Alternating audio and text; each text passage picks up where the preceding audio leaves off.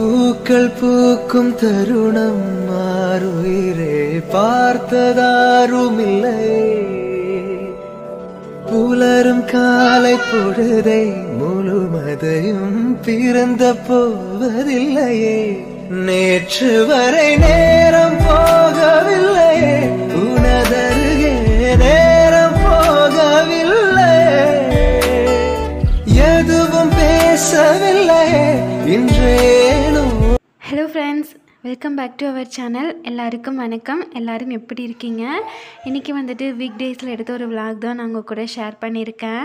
எப்பயுமே காலை எழுந்த உடனே நைட்டு வாங்கியிருந்த பால் இருக்கும், அதை சுட வச்சுட்டு எல்லோரும் டீ காஃபிலாம் குடிச்சிட்டு அதுக்கப்புறம் தான் குக் பண்ண ஸ்டார்ட் பண்ணுவேன். நேற்று நைட்டே கீரை வாங்கிட்டு வந்திருந்தாங்க. இது வந்து சிறுகீரையா பொன்னாங்கண்ணி கீரையான்னு தெரியல, சிறுகீரைன்னு தான் நினைக்கிறேன். கொஞ்சம் நைட்டே ஆஞ்சி வச்சுருந்தேன், அதுக்கப்புறம் பாதி காலையில் தான் ஆஞ்சி வச்சேன். ஃபஸ்ட்டு அந்த கீரையை ஒரு 3 டைமுக்கு மேலே நல்லா வாஷ் பண்ணிவிட்டு தனியாக எடுத்து வச்சுட்டேன். அதுக்கப்புறம் கீரைக்கு தேவையான தக்காளி வெங்காயம் எல்லாத்தையும் கட் பண்ணி வச்சுட்டு இருந்தேன். வார்த்தை தேவையில்லை வாழும் காலம் வரை, பார்வை பார்வை மொழி பேசவே. நேற்று தேவையில்லை நாளை தேவையில்லை, இன்று இந்த நொடி போதுமே. வேறென்று வித என்று எல்லாத்தையும் ரெடி பண்ணி வச்சதுக்கப்புறமா வானலில் கொஞ்சமாக எண்ணெய் விட்டுட்டு 7-8 போல் வரமிளகாய், பூண்டு, சின்ன துண்டு புளி இதெல்லாத்தையும் சேர்த்துட்டு கட் பண்ணி வச்சுருந்த வெங்காயம் கொஞ்சமாக உப்பு சேர்த்து நல்லா வதக்கி விட்டாச்சு. அதுக்கப்புறமா கட் பண்ணி வச்சுருந்த தக்காளியும் சேர்த்துட்டு தக்காளி நல்லா வதங்கினதுக்கப்புறமா வாஷ் பண்ணி வச்சுருந்த கீரையும் சேர்த்து கொஞ்சம் நேரத்துக்கு வதக்கி விட்டுக்கணும். இந்த கீரையோட டேஸ்ட் நல்லாயிருக்கும். கண்டிப்பாக இதே மெத்தடில் ட்ரை பண்ணி பாருங்கள். எங்களுக்கு கொஞ்சம் பத்தாத மாதிரி தான் இருந்துச்சு. வாரத்துக்கு ஒரு டைம் ஆச்சும் கீரை எடுத்துக்கணும்னு சொல்லிட்டு ஷெடியூல் போட்டு வச்சுருக்கோம், ஆனால் வாங்கிறது கிடையாது. இதுக்கு முன்னாடி வாரம் சந்தைக்கு போனோம், அதனால் தவறாமல் கீரை வாங்கிட்டு வந்துடுவோம். இப்போ சந்தை பக்கமே போகிறது கிடையாது, அதனால் கீரை சாப்பிட்றதே ரொம்பவே ரேர் ஆகிடுச்சு. கீரை நல்லா வதங்கினதுக்கப்புறமா அதை கொண்டு போய் ஃபேன் காற்றுலாம் ஆற வச்சாச்சு. கொஞ்சமாக வெண்டைக்காய் இருந்துச்சு, அவங்களுக்கு மட்டும் வெண்டைக்காய் பொரியல் பண்ணி கொடுத்துட்டேன். கொஞ்ச நாளாகவே சரியாக மாவாட்டுறதே இல்லை, மளிகை ஜாமான்லாம் தீந்துருச்சு. இனிமேல் தான் லிஸ்ட்டு போட்டு வாங்கணும்.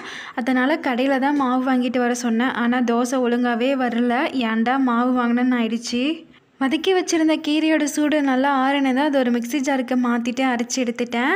இப்போ அதே வானலில் கொஞ்சமாக எண்ணெய் விட்டுட்டு கடுகு, ஜீரகம், கருவேப்பிலை இதெல்லாம் தாளித்ததுக்கப்புறமா அரைச்சி வச்சுருந்த கீரையும் சேர்த்துட்டு நல்லா கிளறி விட்டால் சூப்பராக ரெடி ஆகிடும். தோசை சரியாக வராததுனால மதியம் வச்சுருந்த சாதம் அதுக்கப்புறம் கீரை அதையே சாப்பிட்டுக்கிறேன்னு சொல்லிட்டாங்க.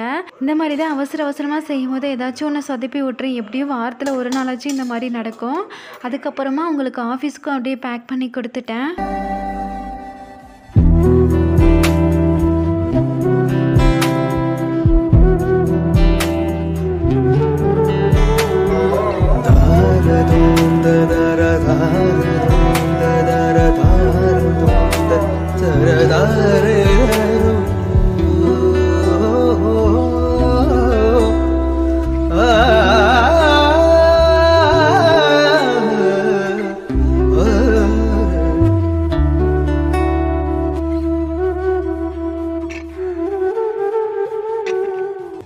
வீட்டில் ரொம்ப நாளாகவே கோதுமை யூஸ் பண்ணாமல் அப்படியே ஒரே இடத்துல தூங்கிட்டு இருந்தது. இன்றைக்கி வெயிலும் ரொம்பவே நல்லா அடிச்சுது. சரின்ட்டு அதை நல்லா கழுவிட்டு மேலே கொண்டு போய் காய போட்டாச்சு.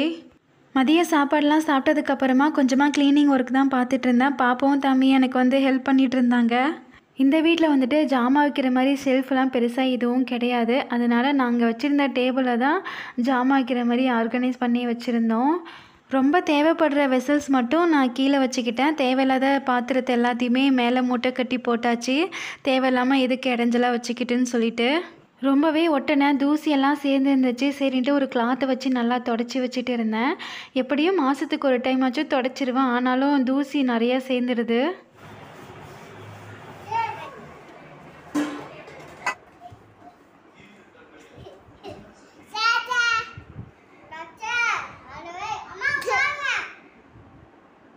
சாப்பிடக்கூடாது.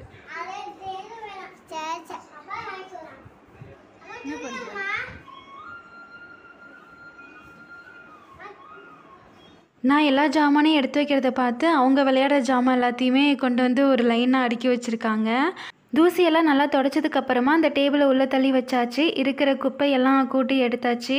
அதுக்கப்புறமா ஒவ்வொரு பாத்திரமாக அந்த டேபிளை வந்து அடுக்கி வச்சுட்டேன்.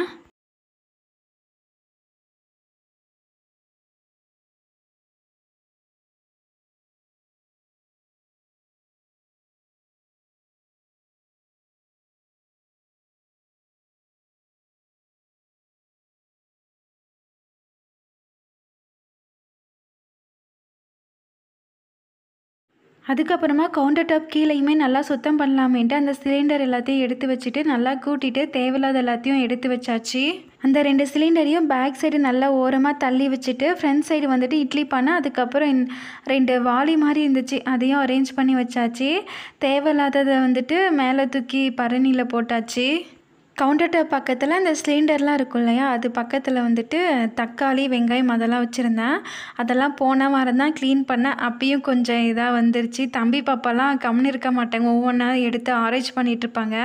அப்போயே அப்படியே கலைஞ்ச மாதிரி ஆகிடும். அதுக்கப்புறம் எல்லாத்தையும் க்ளீன் பண்ணதுக்கப்புறமா யூஸ் பண்ண பாத்திரம் வந்து இருந்தது. மதியம் சாப்பிட்டது கொஞ்சம், சரி அதை வாஷ் பண்ணி வச்சிடலாமேன்ட்டு அதை தான் வாஷ் பண்ணி வச்சுட்டு இருந்தேன்.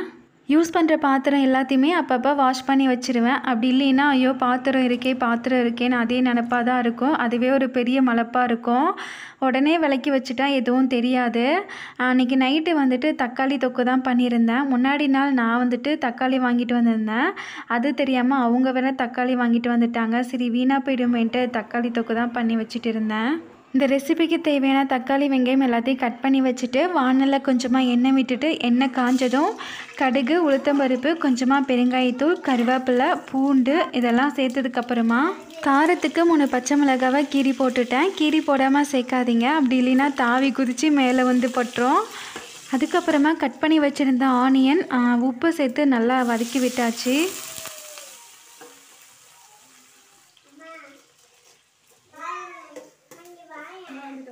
வெங்காயம் நல்லா வதங்கினதும் ஸ்லைஸாக கட் பண்ணி வச்சுருந்த தக்காளியும் சேர்த்துட்டு தக்காளி நல்லா மசிற அளவுக்கு வதக்கி விட்டுக்கணும். அதுக்கப்புறமா கொஞ்சமாக மஞ்சள் பொடி, கொஞ்சமாக குழம்பு மிளகாய் பொடி சேர்த்துட்டு அதோட பச்சை வாசனை போனதுக்கப்புறமா அடுப்பு ஆஃப் பண்ணால் சூப்பராக தக்காளி தொக்கு ரெடி ஆகிடும். நிஜமாலுமே இந்த ரெசிபி வந்து சூப்பராக இருந்துச்சு. கண்டிப்பாக ட்ரை பண்ணி பாருங்கள். இதுக்கு சைடிஷாக வீட்டில் 2 முட்டை இருந்துச்சு, அதை உடச்சி ஊற்றிட்டு கொஞ்சமாக சிக்கன் மசாலா தூள், உப்பு தேவையான அளவு சேர்த்து நல்லா கலக்கி விட்டுட்டு டிக்கா மாதிரி ஊற்றினா சூப்பராக இருக்கும். சிக்கன் மசாலா தூள் இல்லாதப்போ கரம் மசாலா சேர்த்துப்பேன். கூடவே கொஞ்சமாக மிளகுத்தூள் சேர்த்தா இன்னும் நல்லாயிருக்கும். இன்றைக்கி டின்னரை சூப்பராக முடிச்சாச்சு. அவ்வளோதான், இந்த வீடியோட எண்டுக்கு வந்தாச்சு. கண்டிப்பாக உங்களுக்கு இந்த வீடியோ பிடிச்சிருக்குன்னு நினைக்கிறேன். வீடியோ பிடிச்சிருந்தா லைக் பண்ணிவிட்டு மறக்காமல் நம்ம சேனலை சப்ஸ்கிரைப் பண்ணி சப்போர்ட் பண்ணுங்கள். தேங்க்யூ.